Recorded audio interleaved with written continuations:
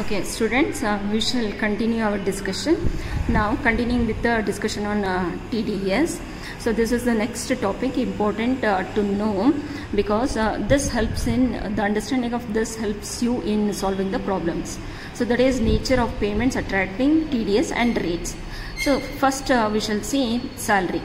So ಸ್ಯಾಲ್ರಿಗೆ first ಏನು ಮಾಡಬೇಕು ಅಂದರೆ ಎಂಪ್ಲಾಯರ್ ಮತ್ತು ಎಂಪ್ಲಾಯಿ ಆ ವರ್ಷಕ್ಕೆ ಎಷ್ಟು ಟೋಟಲಾಗಿ ಸ್ಯಾಲ್ರಿ ಎಷ್ಟು ಕ್ರೆಡಿಟ್ ಆಗ್ಬೋದು ಅಂತ ಮುಂಚಿತವಾಗಲೇ ಅದನ್ನು ಎಸ್ಟಿಮೇಟ್ ಮಾಡಿಕೊಂಡು ಆಮೇಲೆ ಪ್ರತಿ ತಿಂಗಳು ಇಷ್ಟು ಅಂತ ಒಂದು ಆ್ಯಾವ್ರೇಜ್ ರೇಟ್ನ ಫಿಕ್ಸ್ ಮಾಡಿ, ಅಂದರೆ ಆ ಸ್ಲ್ಯಾಬ್ ರೇಟಿಗೆ ತಕ್ಕ ಹಾಗೆ, ಅಂದರೆ ಸ್ಲ್ಯಾಬ್ ರೇಟು 2,50,000 ಎಕ್ಸೀಡ್ ಆದಮೇಲೆ ಎಷ್ಟು ಟ್ಯಾಕ್ಸಬಲ್ ಇನ್ಕಮ್ ಆಗುತ್ತೆ ಕ್ಯಾಲ್ಕುಲೇಟ್ ಮಾಡಿ, ಸೊ ಎವ್ರಿ ಮಂತು ಈಕ್ವಲ್ ಇನ್ಸ್ಟಾಲ್ಮೆಂಟಲ್ಲಿ ಅದನ್ನು TDS ಮಾಡ್ಕೊತ ಹೋಗಬೇಕು. ಸೊ ಇದು first thing. Second, interest on securities, dividends or interest on insurance commission. So ಇಲ್ಲಿ ಫಾರ್ ಡೊಮೆಸ್ಟಿಕ್ ಕಂಪನೀಸ್ಗಾದರೆ ಏನಾದರೂ ಡಿವಿಡೆಂಡ್ ಏನಾದರೂ ರಿಸೀವ್ ಮಾಡ್ತಾ ಇದ್ದರೆ 20% ಡಿಡಕ್ಟ್ ಮಾಡಬೇಕು. ಅದರ್ ಕಂಪನೀಸ್ ಆದರೆ 10%. So exemption limit up to 5,000 ತನಕ ಎಕ್ಸಂಪ್ಷನ್ ಲಿಮಿಟು ಇರುತ್ತೆ. ಓಕೆ, ನೆಕ್ಸ್ಟ್ ಈಸ್ ಅದಲ್ಲದೆ banking company, cooperative society, public company, that is finance or construction of residential houses. So the public company, ಈ ಎಲ್ಲ companies, so ಅವ್ರಿಗೆ limit 10,000. Okay, so 10,000 ತನಕ exemption ಇರುತ್ತೆ. ಅದಾದಮೇಲೆ taxable ಆಗುತ್ತೆ 10% ಮತ್ತು 20%. Next winning from lottery, puzzle or games of any sort. So ಇಲ್ಲಿ DDO ಅಂದರೆ drawing and disbursing officer or deductor, ಅವರು ಏನು ಮಾಡಬೇಕಾಗುತ್ತೆ, 30% ಆಫ್ ಪೇಮೆಂಟ್ ಅಬೌವ್ 10,000. 10,000ಕಿನ್ನ ಅಬೌವ್ ಏನಾದರೂ ಇದ್ದಾಗ ಈ ವಿನ್ನಿಂಗ್ಸು ಅದ್ರ ಮೇಲೆ 30%ನ TDS ಮಾಡಿ ಅದನ್ನು ಪೇ ಮಾಡಬೇಕಾಗುತ್ತೆ. Next contracts including work, land, labour contract. 2% contract ಪೇಮೆಂಟಿಗೆ TDS rate, 1% sub contract and advertisement contract payments. TDS single payment exceeds 30,000 ಆದರೆ or aggregate payments exceed 75,000 per month. Okay, so ಆವಾಗ ಇದು ಅಪ್ಲಿಕೇಬಲ್ ಆಗುತ್ತೆ. Next insurance commission. Now we'll see the other aspects like the rent. So if the rent amount paid or payment is made is above 1,80,000 per year, so then anta time alli TDS rate ಏನಾಗಿರುತ್ತೆ 10% ಇಂಡಿವಿಜುವಲ್ಸ್ಗೆ ಮತ್ತು HUFಗೆ ಆಗುತ್ತೆ, ಅದರ್ಸ್ಗೆ ಬಂದು 20% ಆಗುತ್ತೆ.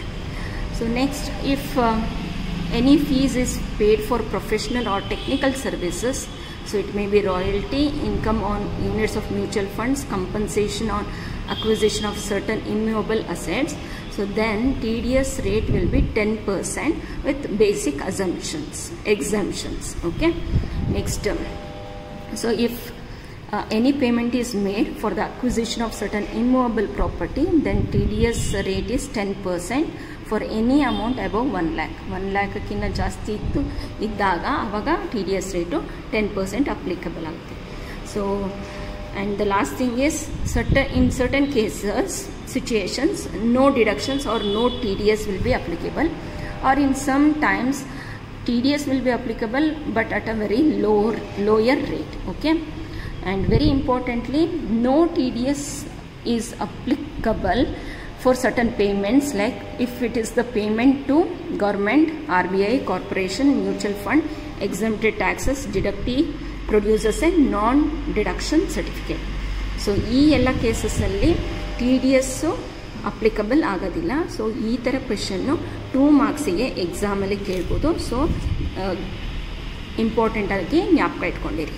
Okay, start with this problem.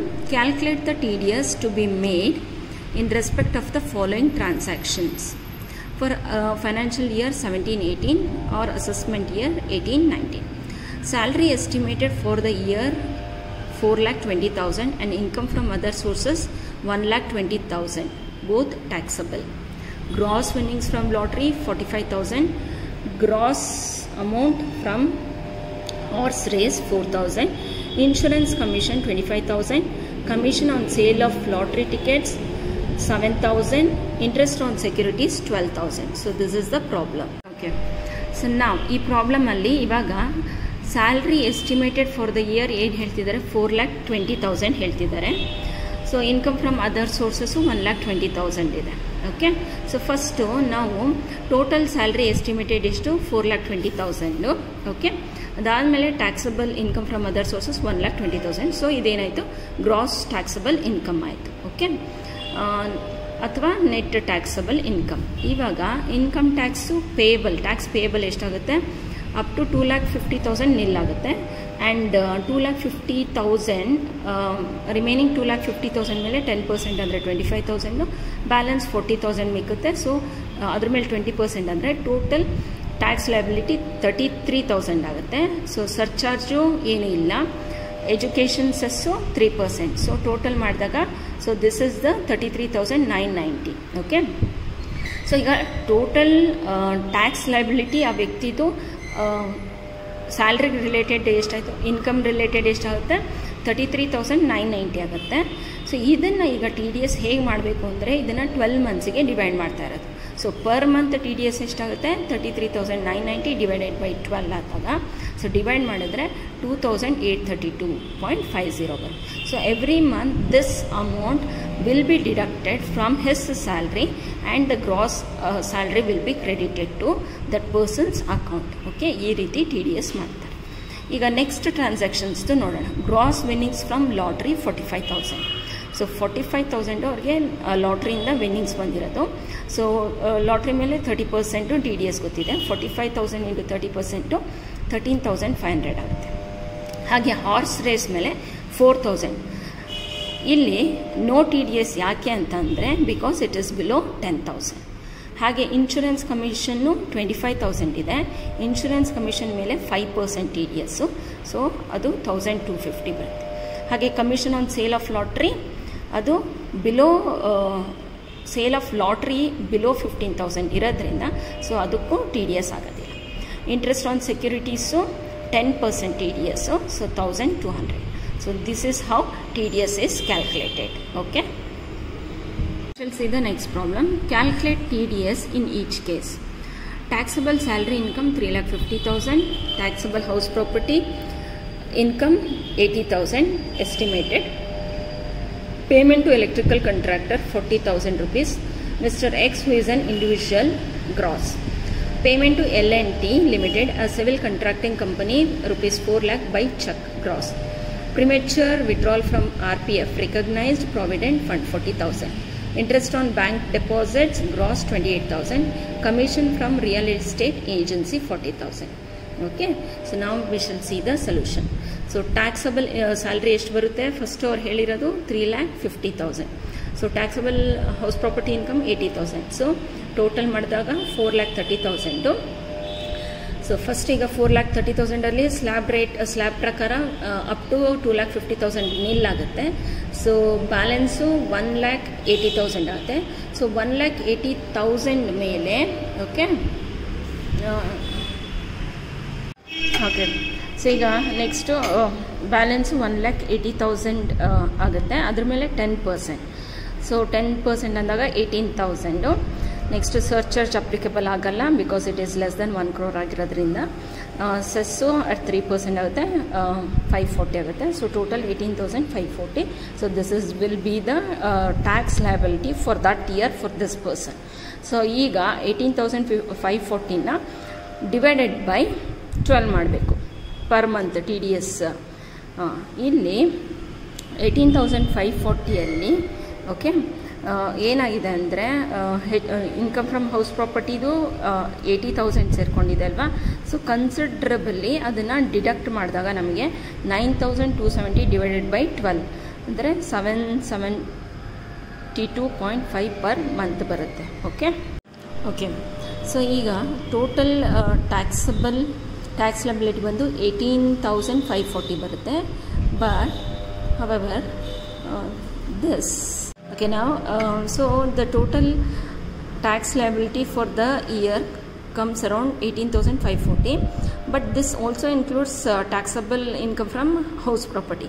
So ಹಾಗಾಗಿ ಇದರಲ್ಲಿ ಏನು ಮಾಡಬೇಕು, ಅದನ್ನು ಹಾಫ್ ತೊಗೊಂಡಾಗ so 9,270 tax liability from salary ಅಂತ ಕನ್ಸಿಡರ್ ಮಾಡಿ ಡಿವೈಡೆಡ್ ಬೈ 12 ಮಂತ್ಸ್ ಮಾಡಿದಾಗ so per month T D S amount 7,722.5 per month T D S ಮಾಡ್ಬೋದು. ಓಕೆ, ಅಡಿಷ್ನಲ್ ಪೇ ಮಾಡಿದ್ರೂ ತೊಂದರೆ ಇಲ್ಲ, ಲಾಸ್ಟಲ್ಲಿ ಅಡ್ವಾನ್ಸ್ ಟ್ಯಾಕ್ಸ್ ಪೇಡ್ ಅಂತ ಹೇಳಿಬಿಟ್ಟು ಅದನ್ನು ತಿರ್ಗಾ ರೀಕ್ಲೇಮ್ ಮಾಡ್ಕೋಬೋದು, ಅದಕ್ಕೆ ಪಾಸಿಬಿಲಿಟಿ ಇರುತ್ತೆ. ಓಕೆ, ನೆಕ್ಸ್ಟ್ ಟ್ರಾನ್ಸಾಕ್ಷನ್ಸ್ ನೋಡೋಣ. Payment to electric contractor 40,000.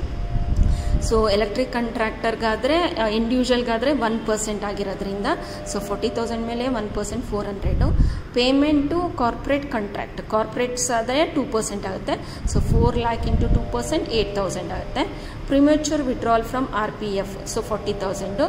So R P ಎಫಲ್ಲಿ ಈ ಥರ ಆರ್ ಪಿ ಎಫ್ ಏನಾದರೂ ಇದ್ದಾಗ if the withdrawal amount is below 50,000 ಆದರೆ so there will not be any T D S. Okay, interest on bank deposits gross 28,000. So T D S 10% ಆಗುತ್ತೆ. So ಅದು 10% ಅಂದರೆ 2,800. Commission on real estate agency, okay, so 40,000. So T D S rate 5%, 5% 40,000 ಮೇಲೆ 2,000 ಆಗುತ್ತೆ. So this is the problem. Simple problems. Usually this type of questions may be asked in section B ಅಲ್ಲಿ ಕೇಳಬಹುದು. Okay. Okay, we shall check the next problem. Calculate TDS in the following cases. Amount received from LIC policy 1,20,000. Amount from sale of building, the total amount of consideration 52 lakh. NSS deposit amount received 4,000.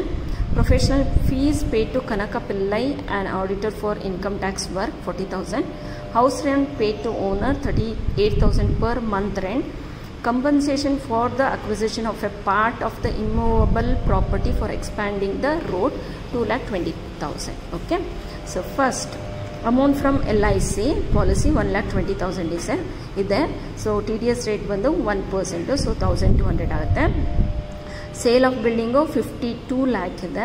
So T D S rate 1%, so ಅವಾಗ 52,000 ಆಗುತ್ತೆ. So N S S amount deposit amount received 4,000. Next so ಅದರದ್ದು N S S ಮೇಲೆ 10%. So for ಇದು amount received ಮೇಲೆ so ಅವಾಗ 400 ಆಗುತ್ತೆ. Next professional fees 40,000. So T D S rate ಬಂದು 10%, so it is 4,000. House rent to 38,000. So here the house rent is paid to owner. So this person is paying to the owner. ಹಾಗಾಗಿ ಆವಾಗ ಏನು ಮಾಡಬೇಕಾಗ್ತದೆ, ಅದು taxable ಆಗೋದಿಲ್ಲ. ಇದು up to 50,000 per month exemption ಇದೆ. So ಹಾಗಾಗಿ ಅದಕ್ಕೆ ಟ್ಯಾಕ್ಸಬಿಲಿಟಿ ಬರೋದಿಲ್ಲ. Next compensation for the acquisition of land 2,20,000 ಇದೆ. ಟಿ ಡಿ ಎಸ್ ಎಕ್ಸಾಮ್ಷನ್ನು 2,50,000 ಇರೋದ್ರಿಂದ ಸೊ ಇಲ್ಲೇನೂ ಟಿ ಡಿ ಎಸ್ ಅಪ್ಲಿಕಬಲ್ ಆಗೋದಿಲ್ಲ. Okay, so simple problem. So ಅವಾಗಲೇ ಹೇಳಿರೋ ಥರ ಈ ಥರ ಪ್ರಾಬ್ಲಮ್ಸ್ ನಿಮಗೆ ಸೆಕ್ಷನ್ ಬಿಗೆ ಬರುತ್ತೆ. Okay, okay, so this is the next problem. Calculate T D S in the following cases. Compensation for the acquisition of land 5 lakh. Rent received 60,000 per month on building. Amount from RPF on premature settlement 70,000. Interest on deposits with the firm 28,000. Amount paid to civil contractor 20,000, but aggregate amount during the year exceeds 1 lakh rupees and contractor is X Limited. Commission on sale of house 80,000. Interest on securities gross 22,000. Okay, so now we shall see the solution. So this is the solution. Compensation for land acquisition 5 lakh. So 5 lakh into 10% 50,000. Rent received it is 60,000 per month. So 50,000 above ಇದ್ದಾಗ so taxable ಆಗುತ್ತೆ. So ಆವಾಗ ಏನಾಯಿತು 60,000 into 5% 3,000 per month ಆಗುತ್ತೆ. R P F amount on premature settlement 70,000 ಇದೆ. ಅದ್ರ ಮೇಲೆ 10% ತಗೊಂಡಾಗ 7,000 ಆಗುತ್ತೆ. ಹಾಗೆ interest on deposit with firm 28,000 ಇದೆ. So 10% 2,800. Payment to X limited contractor exceeding 1 lakh ಎಷ್ಟಿದೆ amount, but the aggregate amount exceeding 1 lakh rupees per annum ಇದೆ. ಸೊ ಹಾಗಾಗಿ 20,000 ಮೇಲೆ 2%, ಇದು ಎಕ್ಸ್ ಲಿಮಿಟೆಡ್ ಅಂದರೆ ಕಂಪನಿ ಕಾರ್ಪೊರೇಟ್ ಆಗುತ್ತೆ, ಹಾಗಾಗಿ ಅದನ್ನು 2% ತೊಗೊಂಡಿರೋದು. ಸೊ 400 ಆಗುತ್ತೆ. Commission on sale of house 80,000. So 80,000 into 5% 4,000. Interest on securities 22,000 ಇದೆ. ಸೊ ಸೆಕ್ಯೂರಿಟೀಸ್ ಮೇಲೆ 10% 2,200 ಆಗುತ್ತೆ. Okay, so this is the solution. Okay, now the next problem, the last problem, calculate TDS in the following cases. Okay, so amount of gross income from horse race 1,50,000. so horse race andid takshana income from other source 30% ಆಗುತ್ತೆ. Okay, so see this is interest on securities 28,000 ಇದೆ. So ಅದ್ರ ಮೇಲೆ 10% 2,800. So premature withdrawal of provident fund 10% ಆಗುತ್ತೆ. Okay, insurance commission 24,000. So ಅದರ ಮೇಲೆ 5% 1,200 ಆಗುತ್ತೆ. Pay to sanitary contractor Sanjeev Reddy gross 39,000. Contractor ಮೇಲಾದರೆ, individual ಮೇಲಾದರೆ 1% contractor. So amount of sale immovable property, so up to 5 lakh ತನಕ 50 lakh ತನಕ ಎಕ್ಸಾಮ್ಷನ್ ಇದೆ. ಸೊ ಇಲ್ಲಿ TDS ಅಪ್ಲಿಕಬಲ್ ಆಗಲ್ಲ. Amount from life insurance policy 90,000 ಇದೆ. ಸೊ ಇನ್ಶೂರೆನ್ಸ್ ಪಾಲಿಸಿ, ಆಮೇಲೆ amount pay to lawyer. So insurance policy, so it is below 1 lakh. So ಹಾಗಾಗಿ TDS is not applicable. So amount pay to any fees, professional ಫೀಸ್ಗೆ TDSಸು 10% ಆಗುತ್ತೆ. So 8,000. So this is the solution. So these are the simple problems on TDS. enough, ಇಷ್ಟು ಸಾಕಾಗುತ್ತೆ. ಇದು general ಆಗಿ ಇಷ್ಟು ನೋಡ್ಕೊಂಡಿರಿ, ಎಕ್ಸಾಮ್ ಪಾಯಿಂಟ್ ಆಫ್ ವ್ಯೂ ಇಂದ ಇಷ್ಟು ಸಾಕಾಗುತ್ತೆ. ಓಕೆ, ಸೊ ನಾವು we shall see the next concept, payment of advance tax.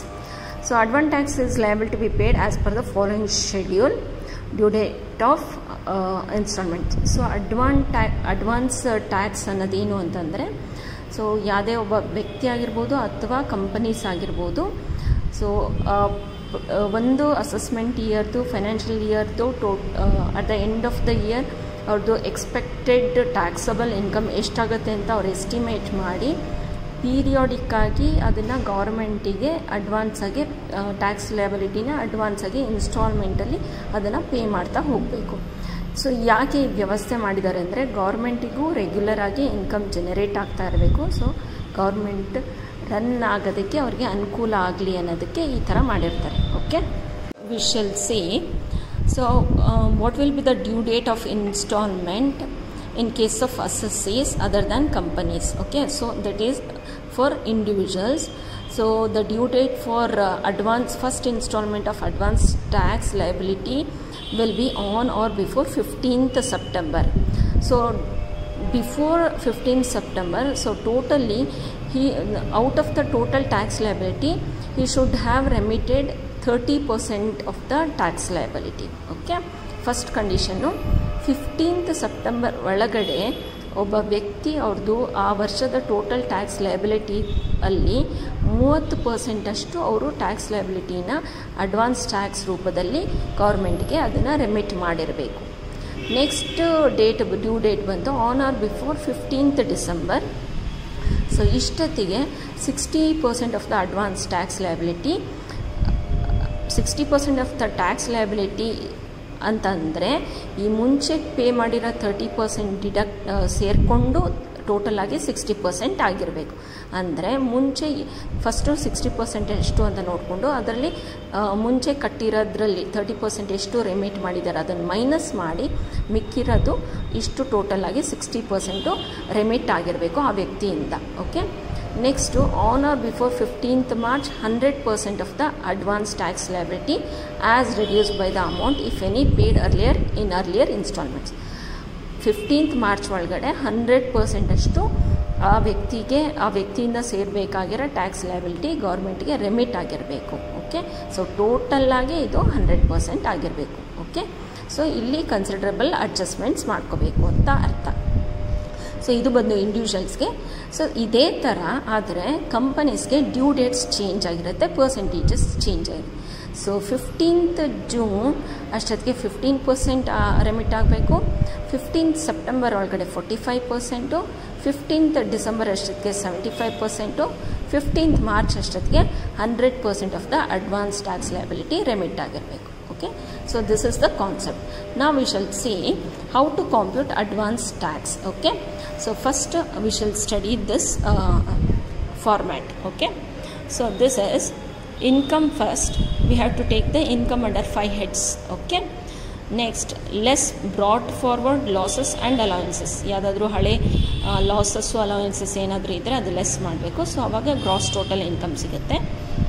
Next deductions ಏನಾದರೂ ಅಪ್ಲಿಕಬಲ್ ಆಗ್ತಾ ಇದ್ದರೆ ಅದನ್ನು ಲೆಸ್ ಮಾಡಬೇಕು. ಆವಾಗ ಎಸ್ಟಿಮೇಟೆಡ್ ಟೋಟಲ್ ಇನ್ಕಮ್ ಬರುತ್ತೆ. ಅದಕ್ಕೆ ಸರ್ಚಾರ್ಜ್, ಅಕಸ್ಮಾತ್ 1 crore ಕ್ರಾಸ್ ಆದರೆ ಸರ್ಚಾರ್ಜ್ ಅಪ್ಲಿಕೇಬಲ್ ಆಗುತ್ತೆ.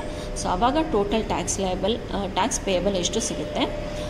ಲೆಸ್ ರಿಲೀಫ್ ಅಂಡರ್ 89 ಅದು ಲೆಸ್ ಮಾಡಬೇಕು. ಆವಾಗ ನಮಗೆ ಟೋಟಲ್ ಟ್ಯಾಕ್ಸ್ ಲಯಬಿಲಿಟಿ ಸಿಗುತ್ತೆ. ಸೊ ಇದಕ್ಕೆ 3% ಎಜುಕೇಷನ್ ಸೆಸ್ಸು ಆ್ಯಡ್ ಮಾಡಬೇಕು. So total tax liability. ಅದಾದಮೇಲೆ relief of tax under section 90, 90A, 91 ಇದು ಕೆಲವು ಸೆಕ್ಷನ್ಸ್ ಅಪ್ಲಿಕೇಬಲ್ ಆಗುತ್ತಾ ಕಂಪನೀಸ್ಗೆ ಚೆಕ್ ಮಾಡ್ಕೋಬೇಕು. ಮ್ಯಾಟ್ ಕ್ರೆಡಿಟ್ ಏನಾದರೂ ಇದ್ರೆ ಅದು ಚೆಕ್ ಮಾಡ್ಕೋಬೇಕು. ಸೊ ಇದೆಲ್ಲ ಮಾಡಿದಾಗ ಅಡ್ವಾನ್ಸ್ ಟ್ಯಾಕ್ಸ್ ಲಯಬಿಲಿಟಿ ಎಷ್ಟು ಅಂತ ಗೊತ್ತಾಗುತ್ತೆ. ಓಕೆ, ಸೊ ನಾವು we shall check few problems on how to compute